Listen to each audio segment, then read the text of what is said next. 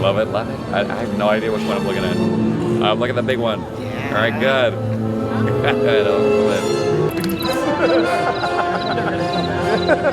This way, I know, right? Come on. That's right. Oh, she wants to go straight to the front. I see how it is. Come on, Julia. That's right. Good girl. All right. Dance you and me, Curly. That's right. All right. And I don't even have to ride you. Huge day to be me. All right. I know, right? Hold right there, Juliet. Good girl. Round of applause for Juliet, everybody.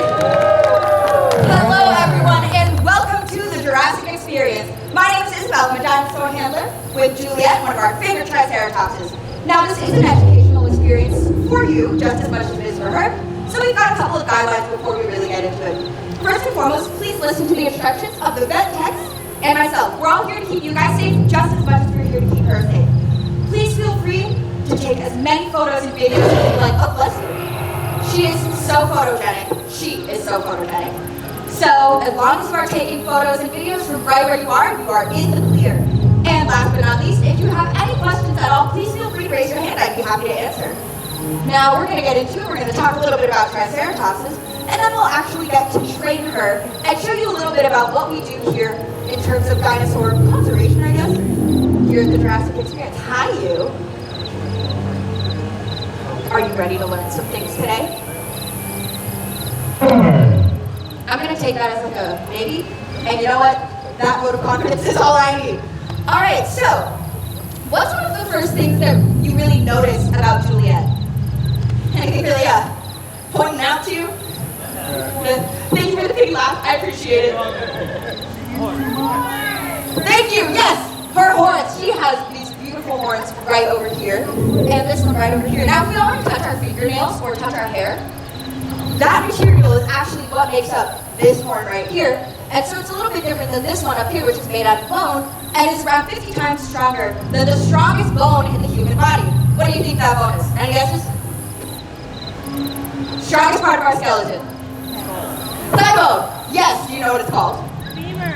Femur, yes. I heard it over here somewhere. Yes, beautiful. Hi, Miss Julia. Are you ready? Yes, you are. So, we are going to, get into a little bit about Triceratopses, their growth patterns, how they come to be. Juliet is 2, she's about to turn 3, and even though she's pretty big, at her tallest, at her highest height, she's around 8 feet tall, and I'm 5'5" on a good day with the shoes, so that's around 8 feet, yes? I'll say so. But she's actually going to grow to be around the size of a school bus. So even though she is, for all intents and purposes, still a baby, she's a very large baby, and we're very proud of her for it. Hi, you. Now, the exact measurement is a little bit different, and I think the best way to show exactly how long she is with a demonstration. So I'm going to grab a few volunteers if I can. I see a hand come right on up, right over here. All right, we've got, and then right over here. I think this should be enough. So what I'm going to have you do is face Juliet, and just go to your biggest wingspan right over there. That's great, the tip of your hand. There we go. All right, and then full wingspan, everybody. We can come down a little bit this way. You got it. Yeah. And then I'm going to line you up right over here. Can I? Just like this, and then I'll take your other hand. Ready? And we're going to step right over. Yeah! All right, and then we can all take one step closer to her. She doesn't bite, unless you... That's it. Hi, girly. And then spread on out.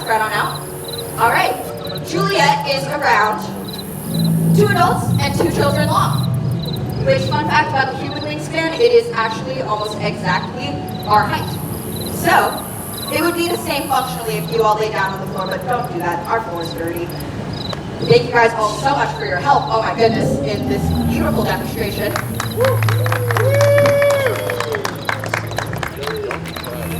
That's like a 50-50, right? Was that a yawn? That wasn't a yawn. I promise she's really excited to see all of you. She just really also likes sleeping. Now see, we're going to do what I like to call focus exercises. We're trying to see how much we can actually develop her brain when she's in functionally captivity, right? A lot of animals are actually smarter because of the relief that they have from not being in survival mode, which means we're able to actually get her to focus, get her to do things that are almost reminiscent of domestic animals that we have now, like dogs and cats. Hello, you. So one of the ways we do that is by getting her to focus. Oh, she wants to play. Oh, it's playtime. All right, girlie. Are you ready? Are you so ready? Yes, you are. All right. So we're going to get her to focus by, I'm going to need another volunteer. Can I steal you again? Great. Hi, I'm Isabel. I'm Madeline. Nice to meet you. So what I'm going to have you do is with your right hand, hold your fist on out. And can I take your left hand? Awesome. What's going to happen is I'm going to lead us both this way. You, as loud as you are, you're going to say, "Come, Juliet," and we're going to see, hopefully, if she's in the mood to follow, or if she's in the mood to play and stay right there. But we've been working on it. We've been working really hard on it. So Madeline, you and me, on the count of 3, as loud as you can. Come, Juliet. Ready? 1. There we go. Come on, Juliet. Come on, Juliet. Come on, Juliet. There she Come goes. on, Juliet. All right. Come on, Juliet. Come on, Juliet. We're going to stop right here. Let's see how close she is. Okay. Good girl, Juliet. Thank you. All right, round of applause for Juliet, everybody. Now, if anybody would like to join Madeline in training Juliet with a couple of important exercises, please feel free. Everybody is more than welcome to come right on up and line up right over here. I see. Come on. Yeah, of course. Yeah, right over here. Right over here. Now, see, this is really important that we get a large sample of volunteers because she is a herd animal. She's used to having lots of different creatures in front of her so that she has an optimal learning environment. So, oh, of course, you don't need to raise your hand. Just come right on over. Just come right on over. Anybody who would like to teach her a little something, as long as we don't get too close, right over here is the place to be. So everybody who would like to train her, please feel free. Line on up right over here. You guys are doing great. Oh, I see feet moving. I see movement. Yeah, get right over here. All right, we're gathering a pretty decent herd. This is working great. Now, folks, if you are really looking to train a dinosaur, this is a once-in-a-lifetime opportunity. So move now or forever hold your peace until she comes back out in a little bit anyways. All right? So what we are going to do is we are going to activate something called mirror neurons. Now, what mirror neurons do, everybody has them, even humans. Essentially, what we're trying to do is get her to recognize us as fellow Triceratopses. If you'd like to come over, please feel free. Yeah, right over here. So in order for her to recognize us as Triceratopses, what we do is we put up our Triceratops horns just like that. So hopefully, what we're trying to elicit out of her is understanding that we are all part of the same herd. And we are encouraging social behaviors of mimicking by using those mirror neurons and those instincts. So what we're all going to do on the count of 3 is we are going to bow with waist and as loud as we can, we're all going to say, "Hi, Juliet." Sound good? All right, we've got our horns up. Ready? 1, 2, 3. Hi, Juliet. All right, round of applause for Juliet, everybody. Yes, you. She loves attention. Now, see, she's established that you are all her herd, yes? What that means is we're going to teach her a few things. Now, she's still growing. She is, of course, quite large. And she's only going to get bigger, which means that we get the opportunity, yes, you, we get the opportunity to teach her lots of different things, like how to control this big, beautiful skull of hers. Hi, you. And once we get the opportunity to do that, yes, you.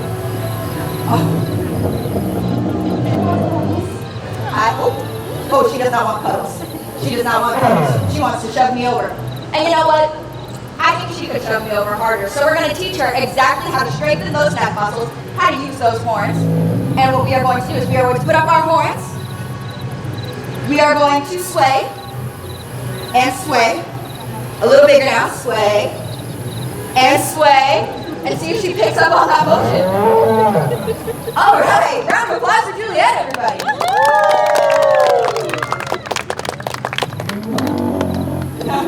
Now, for a very large creature. She is also very energetic, and that energy likely comes from the 1,000 pounds of plant matter that she eats a day. So in order to help her express all of that energy, and if I'm being really honest, tire her out for bedtime, what we're going to do is we're going to put our horns back up, and we're going to start running in place. We call this happy feet.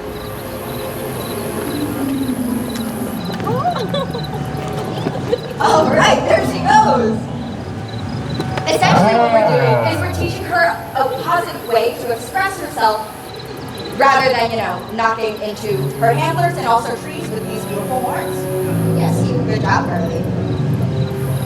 And I think we've got one more in us. We're also trying to teach her survival skills. And when it comes to survival skills, because she has no predators within her enclosure, which just makes logical sense, we're going to have to try and prompt all of these survival instincts. So what we're going to do is we're essentially going to teach her how to square up. The way that we're going to do that is on the count of 3, we're all going to put out our velociraptor claws, and we are going to roar as loud as we can. We are going to get really big, and we're going to roar. Are we ready? I didn't hear everybody except for one person. Are we all ready? Yeah! Oh my goodness, that was so much. There she goes. Good girl, Juliet. Yes, you. Oh, she's definitely a little out of breath. I think maybe it is time now to say thank you to Juliet. We'll put those horns back up. And on the count of 3, the same way we said hello to her, we will say thank you, Juliet. Ready? 1, 2, 3. Thank you, Juliet.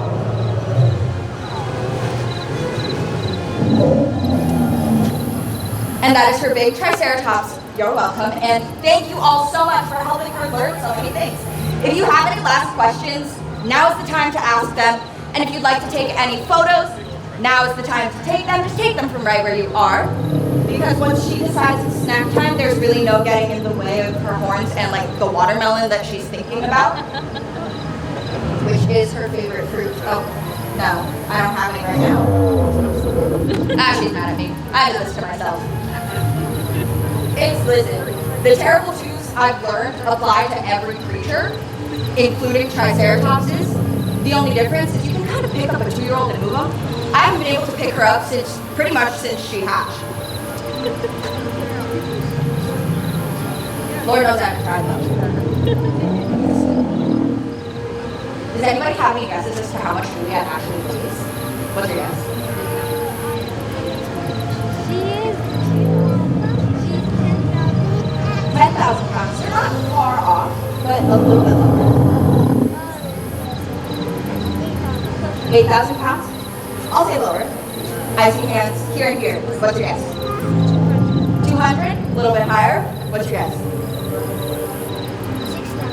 6,000. Oh, we're getting closer. Okay. I'm going to go 1, 2, 3,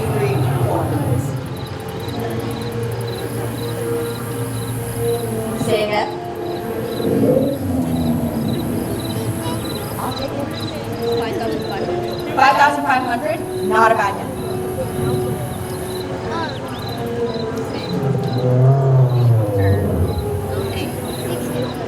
650? A little higher than 650. 4,300. 4,300? That is the closest we got. She does weigh around 2 tons, which is 4,000 pounds, which is how she's able to eat a quarter of her body weight every single day. I know she's also Dr. Ellie Chandler's favorite. But she's my favorite too, so like, I'll take that before I eat that. Yes, you. Oh, she's definitely to say hi to her herd. I'm so glad that you were all able to witness this, especially because we are able to prove that she's a herd animal. We've also learned that in teaching her that defensive stance, just like how we did with our big roar, essentially what that does is teach her as a Triceratops to use her horns as a defense mechanism, but she doesn't do it alone. She will take that stance with the rest of the Triceratopses. They'll actually point all of their horns outwards and then hide all of the elderly Triceratops and the baby Triceratops within that defense structure. So even though they are ultimately not the biggest brain, they use that brain for really, really important. Hi, Girly. Oh, she's decided it's snack time. Thank you all so much for joining us here today at the Jurassic Experience. We're gonna have everybody take like half a step back because trust me, that tail is gonna hit you. Yes, you, Girly. to knock me over recently. She's gonna get there one of these days. It's gonna be really embarrassing, and then we'll all have a good laugh. Her mostly. Thank you all so much for joining us, and we will see you next time.